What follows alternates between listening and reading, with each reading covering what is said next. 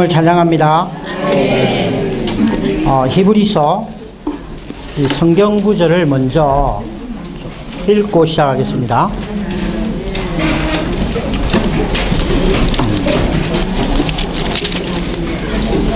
히브리서 4장 14절로 5장 10절까지 돌아가면서 읽겠습니다. 왼쪽, 오른쪽 이렇게 파트별로 왼쪽이 짝수절 시작하겠습니다. 그런데 우리에게는 하늘로 올라가신 위대한 대제사장이신 하나님의 아들 예수님께서 계시니 우리가 시인한 것을 굳게 붙잡도록 합시다. 아멘. 우리의 대제사장은 우리의 연약함을 공정하시고 없으신 분이 아니십니다. 그분은 모든 점에서 우리와 마찬가지로 유혹을 받으신 분이시지만 죄는 없으십니다. 아멘. 그러므로 우리가 긍휼을 받고 은혜를 입어서 때맞추어 도움을 얻기 위하여 은혜의 보좌 앞에 담대히 나아갑시다. 아멘. 대제사장마다 사람들 가운데서 뽑혀서 사람들을 대신하여 하나님에 관한 일들을 하도록 세워집니다. 그것은 그가 예물과 제들에 대한 희생 제물을 드리기 위한 것입니다.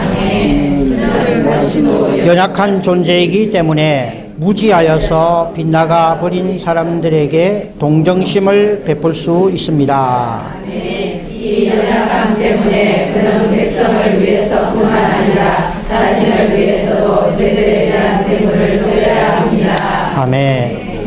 누구도 스스로 이 영예를 얻지 못하며 아론처럼 하나님의 부름을 받은 사람이라야 얻는 것입니다.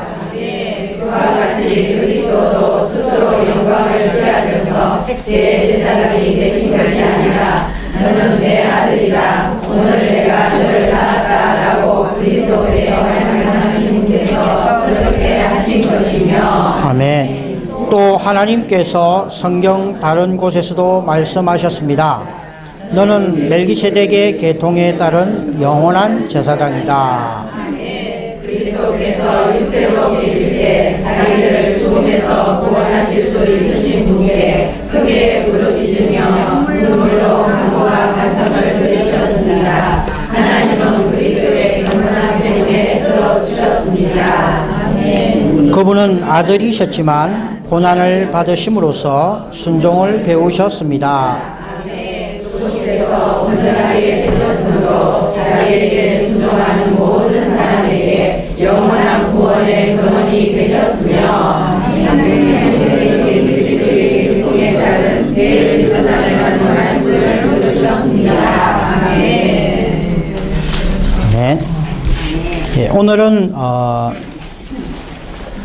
조금 전에 읽은 구절들을 근거로 해서 크게는 네 가지 중점을 다루게 됩니다. 위대한 대제사장, 그 다음에 은혜의 보좌, 세 번째는 멜기세덱의 계통에 따른 대제사장, 그리고 이 그리스도께서 영원한 구원의 근원이 되신다는 것, 이 네 중점을 다루겠습니다.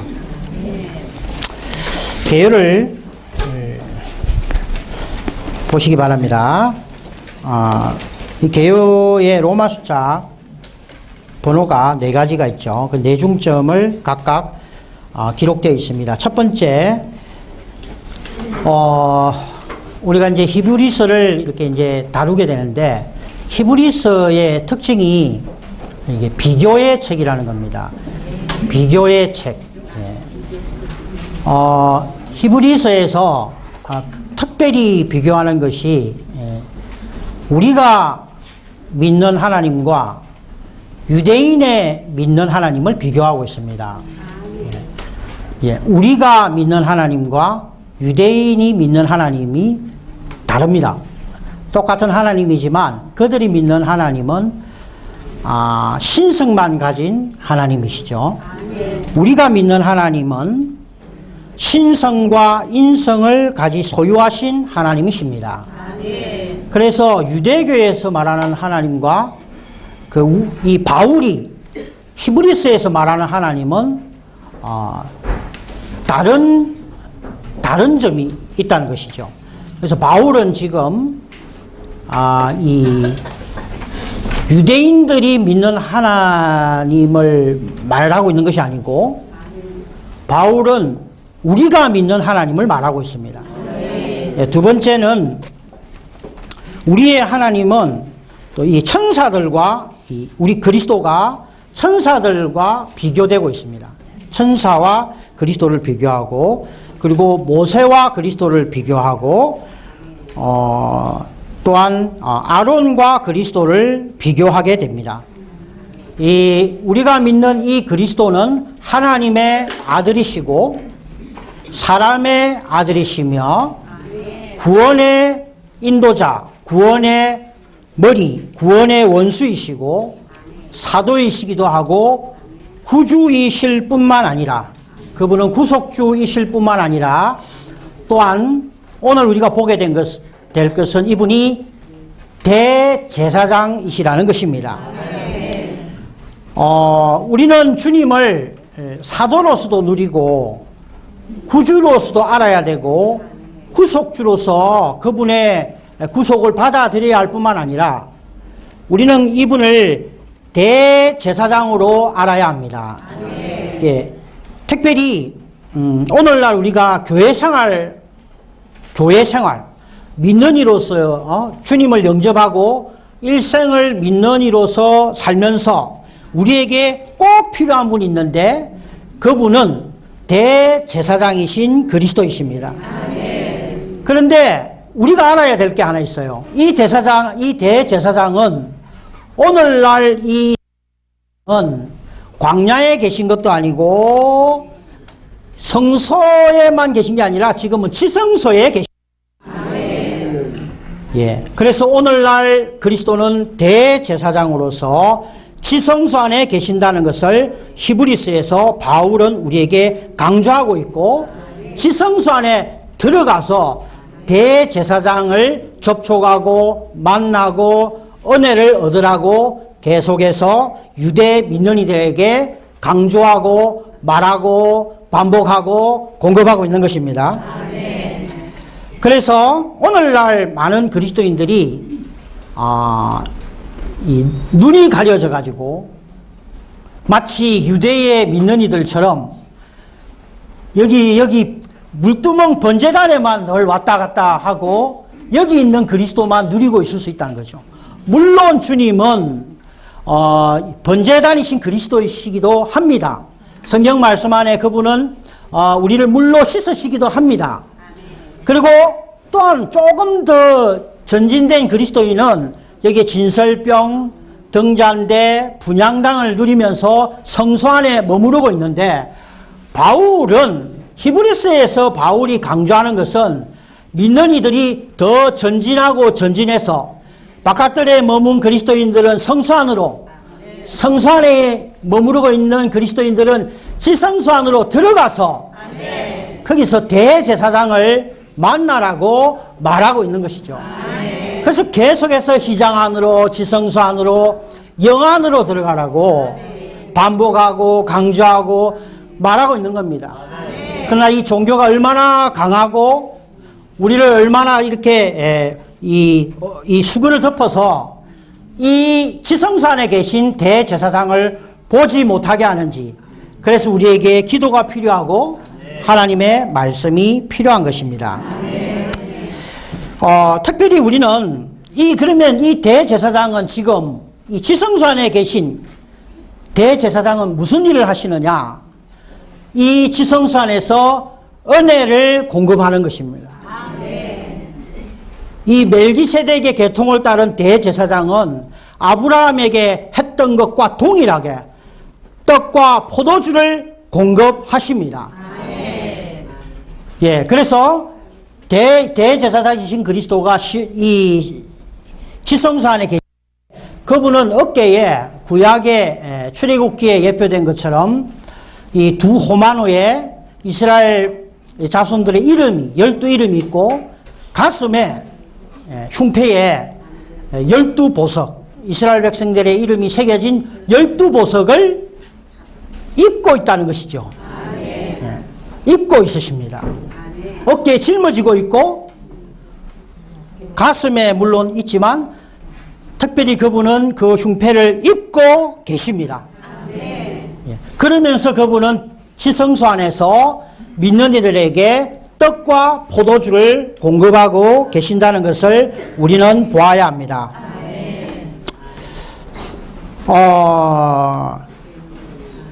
로마서 1번 위대한 대제사장인데요. 우리의 제사장, 이 주님은 위대한 대제사장이십니다. 위대한이라는 말은 뛰어나다, 놀랍다, 영광스럽고 가장 이런 존귀한 것을 말합니다.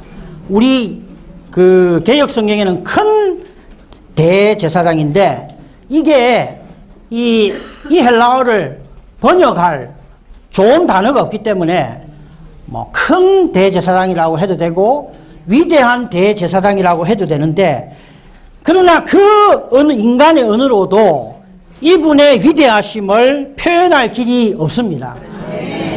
그래서 가장 적합한 단어가 위대한 대제사장인데, 왜 위대한 제사장이냐면 그분은 지성소 안에서 이스라엘 백성들인 우리를, 신약의 믿는 이들인 우리를 가슴에 어깨 위에 짊어지고 그리고 우리를 옷으로 입으시고 대제사장으로서 계시면서 타락한 우리를 위해서 중보기도 하고 하나님 앞에 서서 우리를 공급하고 계시기 때문입니다.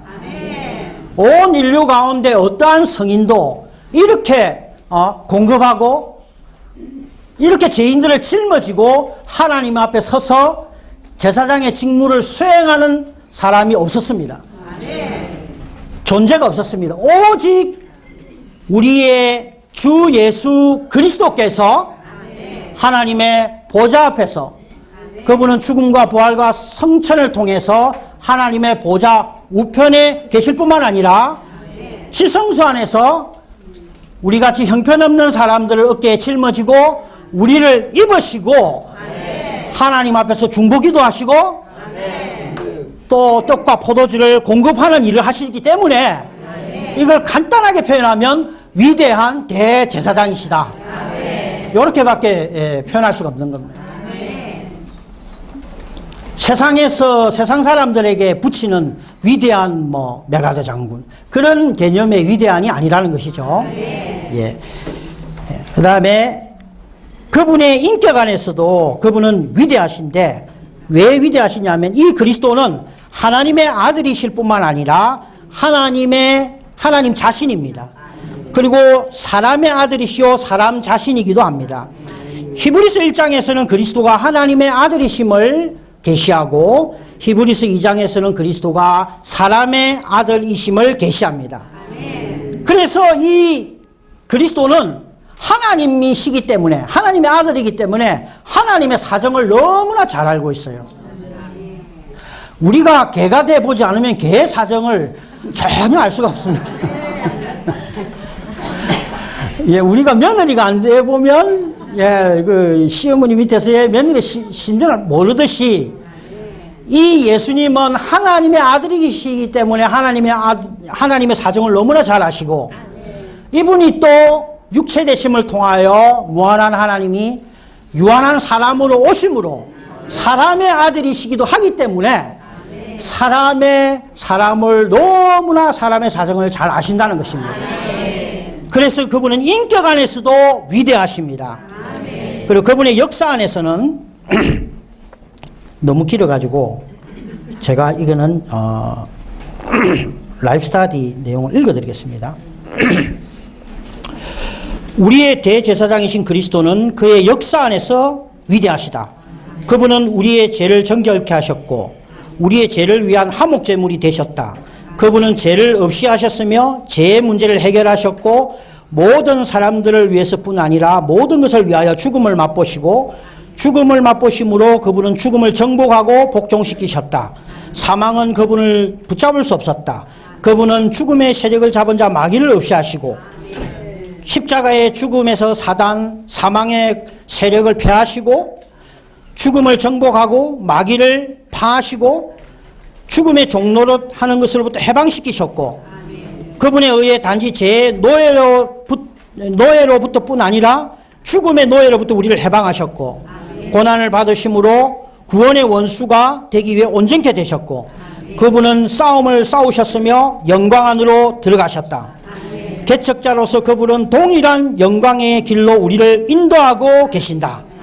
그리고 지금은 모세가 했던 것처럼 하나님의 집을 돌보고 계시고 집의 건축자로서 그분은 어떻게 이 집을 돌보실지를 분명히 아시고 또 여호수아가 했던 것처럼 안식안으로 우리를 인도하고 계시고 교회 시대 안에서 우리를 안식의 쉼을 주시고 우리를 왕국 시대의 쉼 안으로 인도하시고 이 히브리서 안에서 이분이 이 그리스도께서 하신 역사, 일은 너무나 위대하다는 겁니다. 기억도 못할 정도로 보고 읽어야 될 정도로 히브리서 안에 이러한 많은 일들을 하실 정도로 이분은 위대한 대제사장이십니다. 또한 이분은 도달하심 안에서 그분의 도달하심 안에서 이 위대한 대제사장은 하늘에 있는 지성소 안으로 들어가셨습니다. 그리고 영광과 존귀로 관 쓰셨죠. 그리스도는 이 땅에 계셨을 때 가시 면류관을 쓰셨습니다. 그러나 지금은 가시 면류관을 쓰고 계신 것이 아니고 가장 높은 하늘에서 영광의 면류관을 쓰고 계십니다. 아멘. 그분은 또 하늘로 올라가셨습니다. 그분이 하늘로 올라가시기 위해서 그리스도는 그리스도의 인격과 자격과 역사와 성취하심과 도달하심 안에서 그분은 하늘로 올라가셨는데 부활하시기 전에는 그리스도는 죽으신 후에 엄부에 모든 사람은 엄부에 들어가면 못 나와요. 모든 것이 엄부로 들어가면 못 나오지만 그리스도께서는 엄부를 통과하시고 엄부 전체를 좋은 관광을 하시고 하늘로 이 관광을 하시고 부활하실 때 사탄과 죽음의 권세가 그분을 붙잡고 끌어내릴 때 그 권세들을 벗어버리시고 무덤에서 일어나셨습니다. 그분은 성천하실 때 또 이 땅의 중력을 이기시고 귀신들의 방해를 일으키시고 놀랍게 성천하셨고요. 공중에 이제 가니까 공중을 통과하셨어요. 공중에는 악한 영들과 정사와 권세들이 있는데 이것들을 모두 벗어버리시고 우주 가운데 전시전람되셨습니다. 그리고 이제는 편안하게 안식을 누리시는 곳인 하나님의 보좌 우편에 앉아 계신다는 겁니다. 우리가 그분의 안식 안에 들어가는 길은 어디에 있느냐? 바로 이 그리스도, 대제사장이신 그리스도를 체험하고 누림으로 그분과 함께 안식 안에서 그분을 누릴 수가 있습니다. 그 다음 그분은 모든 방면에서 유혹을 받으셨습니다. 유혹. 그리스도는 죄가 없으시고요. 죄로 더럽혀지지도 않으신 분이고 죄와 상관이 없는 분이신데 시험을 받으셨습니다. 그분이 시험을 받으셨기 때문에 시험 받는 우리를 능히 도우실 수가 있다는 것입니다. 며느리를 해봤기 때문에 다른 집의 며느리를 도울 수가 있는 거예요. 남자는 절대로 도울 수가 없죠.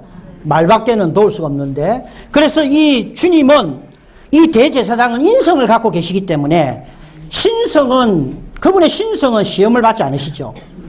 그분의 인성의 부분이 시험을 통하여 온전케 되셨고 시험을 통과하셨기 때문에 우리를 능히 도우실 수 있고 우리가 어떤 종류의 죄의 매임으로부터도 우리를 도우실 수 있도록 하나님에 의해 준비되신 것입니다.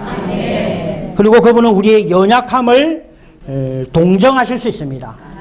옛날에는 체휼한다 이렇게도 번역을 했는데 주님은 쉽게 우리의 연약한 느낌을 아시고 접촉하실 수 있습니다. 빨리 우리의 연약함 안으로 들어와서 우리와 함께 고통받음 안으로 들어오실 수가 있어요. 대제사장이신 이분은 우리가 어떤 고통을 갖고 있든지 간에 우리와 함께 그 고통을 느끼고 우리와 함께 우리를 동정하실 수 있는 분이십니다. 왜냐하면 그분이 3년 반 동안에 33년 반의 인생을 사시면서 온갖 질고를 겪으셨기 때문에 마른 땅에 자란 풀처럼 우리가 겪는 모든 질병 그리고 고통 이런 것들을 다 겪으셨기 때문에 우리가 어떠한 고통, 어떠한 고난, 어떠한 부분일지라도 그분은 모든 것을 동정하실 수 있고 우리가 그 고통을 받을 때 심지어 우리의 고통 안으로 들어와서 함께 고통을 받으실 수 있는 대제사장이십니다. 구주보다 구속주이신 주님보다 이 대제사장이신 그리스도가 얼마나 위대하고 달콤하고 오늘날 우리 교회 생활하기 위해서 제일 필요한 분이십니다. 아멘. 은혜의 보좌. 두 번째 중점인 은혜의 보좌에 왔습니다. 은혜의 중점은 이 은혜의 보좌는 이 속죄소로 상징된 하나님의 보좌입니다. 이게 은혜의 보좌로 이제 돼 있는데 시언자라는 말이 은혜를 베푸는 보좌거든요. 은혜를 공급하는 보좌입니다. 여기 구약의 성막에 보면 지성소에 이 법궤 위에 속죄 덮개가 있고 여기에 속죄 덮개는 어린 양의 피가 뿌려져 있죠. 요 덮개 여기가 바로 하나님이 은혜를 베푸는 보좌라고 말하고 있습니다. 예, 뭐 줄여서 시언자라고 하는데요. 우리는 하늘에는 하나님의 보좌가 있습니다. 요한계시록 4장 2절에서 하늘에 여기 보좌 있죠. 제가 여기 원래는 여기 있는 게 아닙니다. 예, 그냥 눈에 보이기 쉽게 이렇게 그려놨습니다. 하나님의 보좌가 있습니다. 예, 이 보좌는 하늘에 있어요. 어디 있는지는 정확하게 딱 좌표를 찍을 수는 없지만 하늘에는 하나님의 보좌가 있습니다. 근데 이 보좌는 하나님의 행정의 보좌이기도 하면서도 이 보좌는 또 은혜의 보좌라고도 부릅니다. 온 우주를 향해서 요한계시록 4장에서 볼 때 하나님의 보좌는 권위의 보좌이고 하나님의 행정의 보좌입니다. 그 보좌에서 하나님은 그분의 행정을 수행하시고 하나님의 경륜을 수행하시고 이 땅을 심판하실 수 있는 보좌이고 모든 우주 가운데 있는 질서를 다스리고 통치하는 보좌인 것입니다. 근데 이 하나님은 온 우주를 향해서는 이 보좌가 권위의 보좌이고 행정의 보좌이지만 주님을 영접한 믿는 이들인 우리에게는 그 보좌는 무시무시하고 뭔가 이렇게 행정적인 것을 처리하는 딱딱한 보좌가 아니고 은혜를 공급하는 보좌라는 것이죠. 주님을 찬양합니다. 믿는 이들에게 지성소 안에 있는 간정계 위에 속죄소 덮개로 상징된 예수의 피가 뿌려진 이 은혜의 보좌가 우리에게 있습니다. 그래서 바울은 계속해서 유대 믿는 이들에게 자꾸 여기에서 머물지 말고 여기에서 배회하지 말고 지성소에 들어가서 이 은혜를 베푸시는 보좌에 가서 은혜의 공급을 받고 대제사장이신 주님을 누려라. 그 히브리서는 바울이 말하고 있는 겁니다. 그래서 믿지 않는 이들과 귀신들에게는 이 보좌는 권위의 보좌고 무시무시한 심판의 보좌고 믿는 이들에게는 은혜의 보좌라는 것을 오늘 보기를 원합니다. 요한계시록 22장에 보면 하나님과 어린 양의 보좌에서 이게 생명강이 흐르고 강 좌우에 생명나무가 자라고 있습니다. 이 하나님과 어린 양의 보좌를 접촉할 때 우리는 생명나무를 먹고 생명강물을 마시고 그곳에서 누림과 그 흐름 안에 뛰어들 수가 있는 것이죠. 가장 불쌍한 그리스도인은 못 마시고 못 먹고 내 여기서 이게 뭐 짐승이나 잡고 일만 열심히 하고 땀 흘리 가면서 짐승 가죽이나 가죽 벗기는 게 얼마나 각 뜨는 것 이런 거 하고 앉아있고 이렇게 여기에 계속 머물는, 물론 우리가 이걸 체험을 해야 돼요. 그러나 하나님의 중심 목적은 여기에 와서 생명강물, 생명나무, 은혜를 누리고 흐름 안에서 흐름을 따라서 몸을 맡기면 그냥 흐름 안에서 공급을 누리는 이 생활, 바울이 들어오라고 하는데, 유대 민원이들은 내 그 종교적인 율법 지켜야 되고, 율법도 지켜야 되고, 규례도 지켜야 되고, 그렇게 하면서 여기서 열심히 땀 흘리고 일하며 수고하고 인상 그리고 있고 이렇게 하는 생활에서 나오라는 것이죠. 그래서 가장 불쌍한 그리스도인이 못 먹고 못 마시는 그리스도인이고, 삼일 하나님을 누리지 못하는 그리스도인입니다. 그래서 우리는 공급을 얻기 위하여 우리는 하나님과 어린 양의 보좌 앞으로 나아가야 하고, 은혜를 베푸는, 은혜를 공급하는 보좌, 그 은혜를 베푸는 보좌가 어디냐면 시연자는 어디에 있느냐? 지성소 안에 있고, 지성소는 오늘날 우리의 영 안에 있는 것입니다.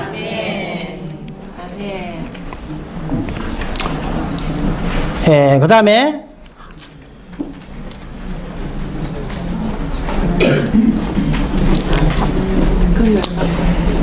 우리의 영 안에 있는 하나님의 거처, 우리의 영 안에 있는 하나님의 거처.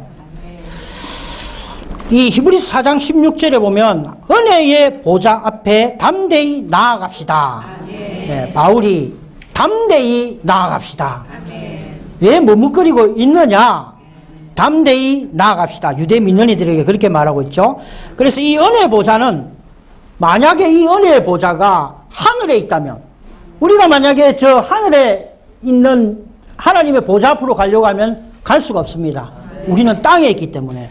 주님의 합당한 안배 안에서 이 보좌가 바로 우리의 지성소, 우리의 영 안에 있다는 것이죠.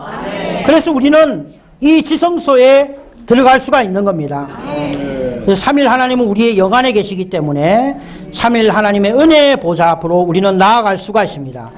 이 베델, 창세기 28장에 있는 이 베델, 하나님의 집은 하늘의 문과 같아요.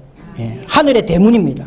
하나님의 거처, 하나님의 거처. 우리의 영은 하늘의 대문이 있는 하나님의 거처이기 때문에 우리가 이 대문을 열고 들어가서 영 안에 들어간다면 우리는 하나님의 보좌를 접촉할 수 있고 은혜를 누릴 수가 있는 것입니다. 그래서 은혜의 보좌 앞에 나아가는 유일한 길은 바로 우리의 영 안으로 들어가는 문제입니다. 그런데 영 안으로 들어가려면 어떻게 해야 되느냐? 그 히브리서 4장 12절에 하나님의 말씀은 살아있고 효력이 있어서 좌우에 양날이 선 어떤 검보다도 날카로워서 우리의 혼과 영 그리고 관절과 골수를 찔러 쪼개고 우리의 마음의 생각과 의도를 분별해낼 수 있기 때문입니다 라는 구절이 있습니다. 우리가 이 영 안으로 들어가려면 하나님의 살아있는 말씀이 필요합니다. 그럼 매일 아침에 일어나서 왜 우리가 말씀을 먹습니까? 이 말씀이 우리도 모르는 부지부식간에 우리의 영과 혼을 찔러 쪼갠다는 거죠. 단 조건은 이 말씀이 살아있는 말씀이야. 우리 안에서 살아있도록 영을 사용해서 먹을 때 우리의 혼과 영을 분리해서 우리의 영이 안으로 우리를 들어가게 해서 은혜의 공급을 얻게 하는 것입니다. 로마서 3번 멜기세덱의 계통을 따른 대제사장. 이 대제사장은 위대한 대제사장이실 뿐만 아니라 멜기세덱의 계통을 따른 대제사장이십니다. 이 멜기세덱의 계통을 따른 대제사장은 영원한 구원의 근원이시고 기원이시고 창시자이십니다. 이 멜기세덱의 계통을 따른 대제사장은 아론보다도 뛰어납니다. 아론은 하나님에 의해 부름받고 세워졌죠. 근데 아론은 사람들을 대신해서 하나님에 속한 일들을 돌봤습니다. 주로 아론은 1년에 한 번 정도 제비 뽑기에서 여기 들어가고 대부분은 이 아론의 제사장은 여기에서 일을 많이 했어요.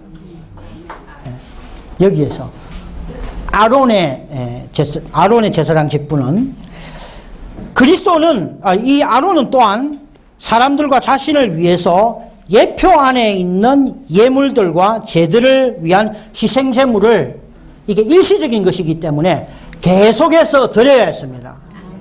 그러나 영단번에 그리스도는 실제 안에서 죄를 위한 희생으로서 자신을 드린 것입니다.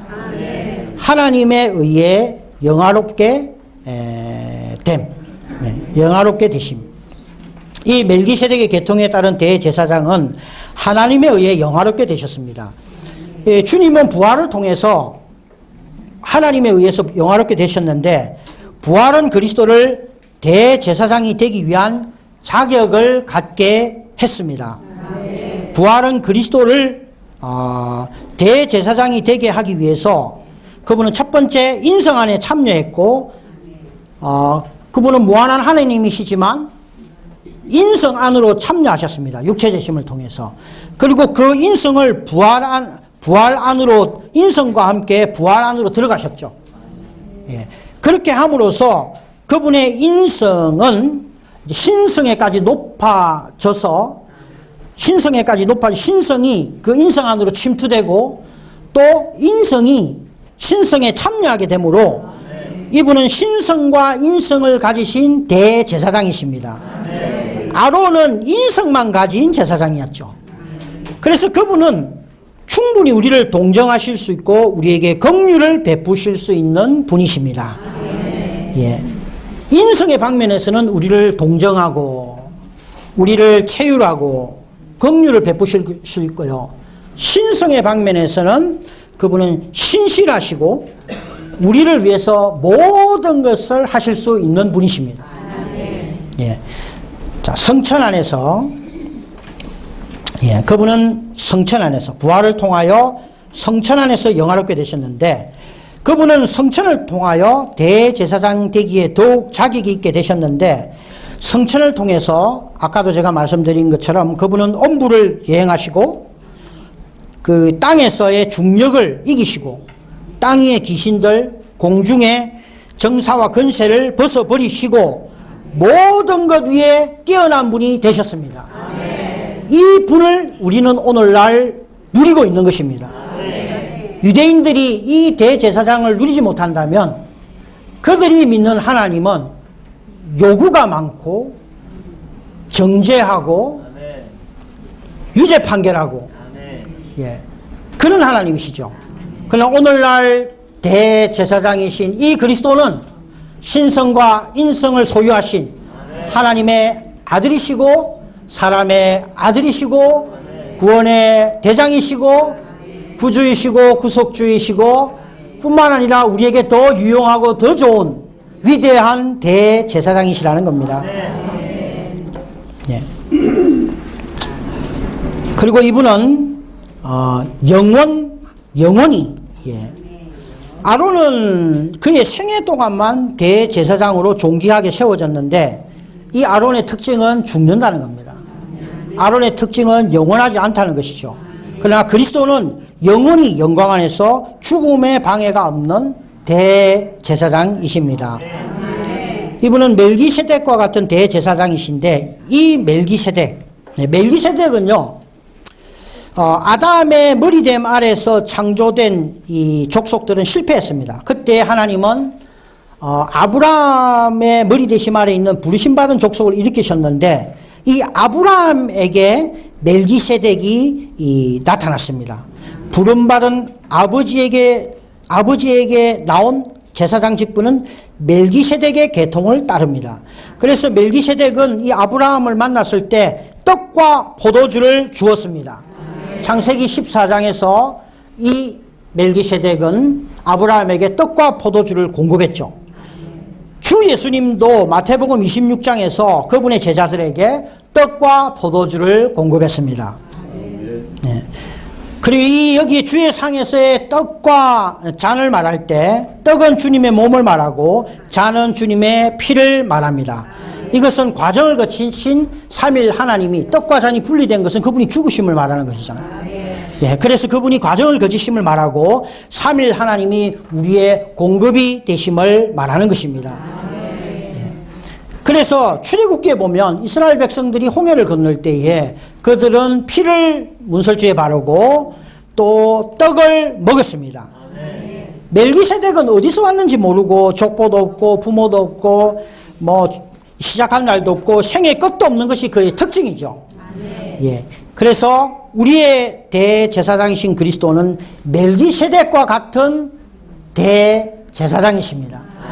멜기세덱과 동일하게 떡과 포도주를 공급하는 분이시고 시작도 끝도 족보도 부모도 영원히 죽음도 없고 영원히 존재하는 분이신 것입니다.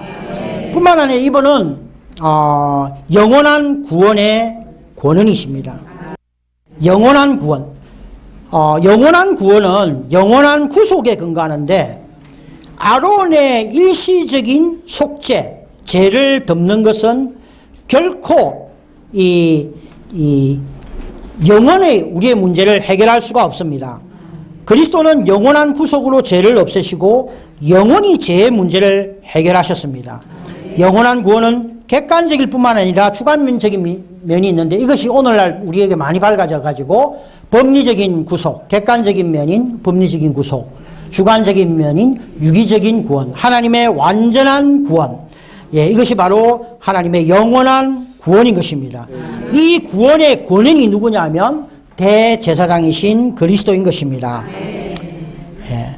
그 다음에 권원이 되시는 대제사장이신 그리스도의 인격, 영원한 구원의 권원이 되시는 분은 그리스도의 인격인데 왜 그러냐면 이 그리스도는 시간, 공간, 상태와 어떤 제한을 초월한 영원한 본성에 속한 것이 모든 효능과 이익과 결과의 근원이 되시기 때문입니다. 이분은 시간과 공간을 초월하셨어요. 이 상태가 변하지 않습니다. 어떠한 맞지 않는 초월한 분이시기 때문에 영원한 본성을 가지고 계시기 때문에 이분은 영원한 구원의 권원이 되실 수가 있는 것입니다. 히브리서 2장에 보면 구원의 원수이신 이 그리스도를 보는데 히브리서 5장에서 영원한 구원의 권원이신 대제사장이신 그리스도가 계시되고 있습니다. 구원의 원수인 이 여호수아는 이 구원을 위해서 앞장서고 우리는 그 구원의 대장을 따라가야 되죠. 그런데 영원한 구원의 권원인 멜기세덱은 우리를 위해서 떡과 포도주를 공급합니다. 여호수아는 앞장서서 구원의 대장으로서 달려가시고 우리는 그 구원의 대장을 따라가야 되죠. 어떤 면에서 뭔가 부족하죠. 따라가다 보면 힘들겠죠. 그런데 이 대제사장이신 그리스도께서는 왜 이분이 구원의 근원이시냐? 계속해서 떡과 포도주를 공급함으로, 은혜를 공급함으로 우리가 이 구원의 대장을 잘 따라갈 수 있도록 한다는 것이죠. 그래서 멜기세덱은 어떠한 요구나 요청사항이 없이 오직 그분은 떡과 포도주를 가지고 우리를 공급하고 먹고 마시게 하는 것입니다. 예, 마지막 중점은 그의 온전함을 위한 그의 고난 안에서 그리스도에 대한 체험인데 주님은 우리 대제사장이신 이분은 인성을 가지고 계신다는 것을 절대 잊어서는 안 됩니다. 이분은 하나님의 아들이실 뿐만 아니라 사람의 아들입니다. 이 인성은 고난을 통해서 온전케 될 필요가 있습니다. 신성은 고난받을 필요도 없고 이미 온전하기 때문에 온전케 될 필요가 없습니다. 성경에는 분명히 고난을 통하여 온전케 돼. 히브리서 5장 9절에 보면 그분께서 온전하게 되셨으므로 8절에서는 그분은 아들이셨지만 고난을 받으심으로써 순종함을 배우셨습니다. 그분께서 온전하게 되셨으므로 자기에게 순종하는 모든 사람에게 영원한 구원이 되셨으며 이렇게 되어 있습니다. 이 말은 뭐냐면 그분의 이 신성의 방면에 있었어도 그분은 영원한 구원의 근원이 되실 자격이 있으시고요. 사람의 아들의 부분도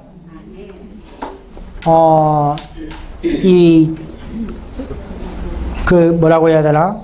시험을 안 치고 무임승차해 가지고 이게 이제 영원한 구원의 자격을 갖춘 것이 아니고 33년 반 동안 인생을 거치면서 우리가 지금 겪고 있는 그 고난보다도 더 심한 고난을, 그 고난을 통하여 온전케 되셨다는 겁니다. 그래서 이분은 영원한 구원을 위한 근원이 되실 자격이 있으시고, 우리가 또한 그분이 겪으신 고난을 함께 참여함으로 우리도 그분의 영원한 구원 안에서 온전케 될 필요가 있는 것입니다. 할렐루야. 주님을 찬양합니다. 그래서 오늘날 우리는 이게 나가가지고 아이고 우리에게 고난을 주십시오. 아이고 나도 온전케 되기 위해서는 고난이 필요합니다. 아유 요즘 최근 들어서 제가 너무 편안합니다. 이렇게 하시면 안 되고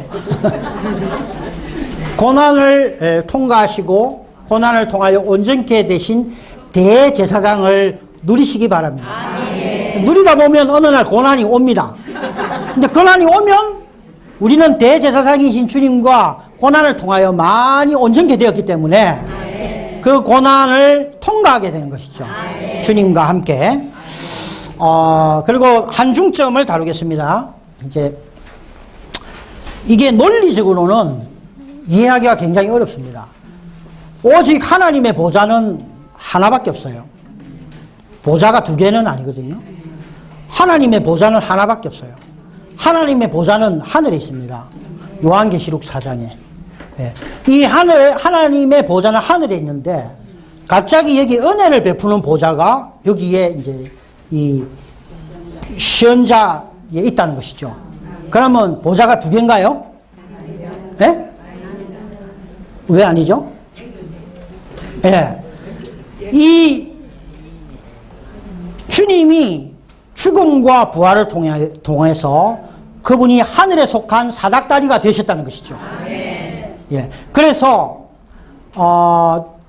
창세기 28장에 보면 야곱이 그 꿈을 꾸는데 그 이제 돌베개를 베고 잘 때 꿈에 사닥다리가 있고 하나님의 사자가 오르락 내리락 하는 걸 보잖아요. 요한복음 1장에 보면 이 나다나엘에게 이제 주님이 말씀하십니다. 이 사람의 아들이 사닥다리로서 거기에 이 오르락 내리락 하는 것을 보리라고 했거든요. 이 그리스도께서 육체 되심을 통해서 죽음과 부활을 통해 그분은 하늘에 속한 위대한 대제사장이 되셨을 뿐만 아니라 그분은 하늘에 속한 사닥다리가 되셨어요. 그래서 우리가 이 지성소에 들어가서 은혜의 은혜를 베푸는 그 보좌 앞으로 나아갈 때에 우리는 영역이 하늘로 옮겨지는 거죠. 하나님의 보좌, 주님 그리스도로 인하여 하나님의 보좌 앞으로 이끌리는 것입니다. 하나님의 편에서는,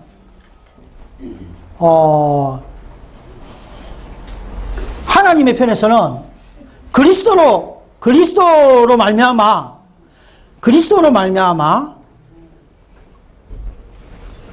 그분은 보좌에 앉아 계신데 그리스도가 하나의 사닥다리로서 이 땅에 있는 이 시연자에서 그분의 믿는 일들과 만난다는 것이죠. 그래서 이 좋은 것을 왜 유대 믿는 이들은 안 들어가고 있는지, 이 지성소 안에 안 들어가는지 사도 바울은 너무나 답답하고 그래서 계속해서 반복하는 겁니다. 오늘 여기에 계신 분들 중에서도 혹시 아직까지 여기에 들어가서 하나님의 보좌, 하늘에 속한 영역, 맑은 공기, 하늘에 속한 분위기, 하늘에 속한 공급, 생명강물, 생명강을 누리지 않으시는 분들이 계시다면 여전히 여기에서 오늘 아침에도 피 바르고 주님 당신의 피가 필요합니다. 물론 좋아요. 여기 들어가기 위해서는 그게 필요하죠. 그리고 뭐 이렇게 여러 가지 이제 이 그리스도인의 활동들, 이게 주님을 섬기기 위해서 뭐 이것도 해야 되고 저것도 해야 되고 이렇게 하면서 여기는 안 들어가고 여기에 머물러 있는 민연이들이 계시다면 담대하게 하나님의 보좌 앞으로 나아가시기를 원합니다. 아멘. 지성소 안으로 들어가시기를 바랍니다. 아멘. 10분간 휴식하겠습니다. 아멘.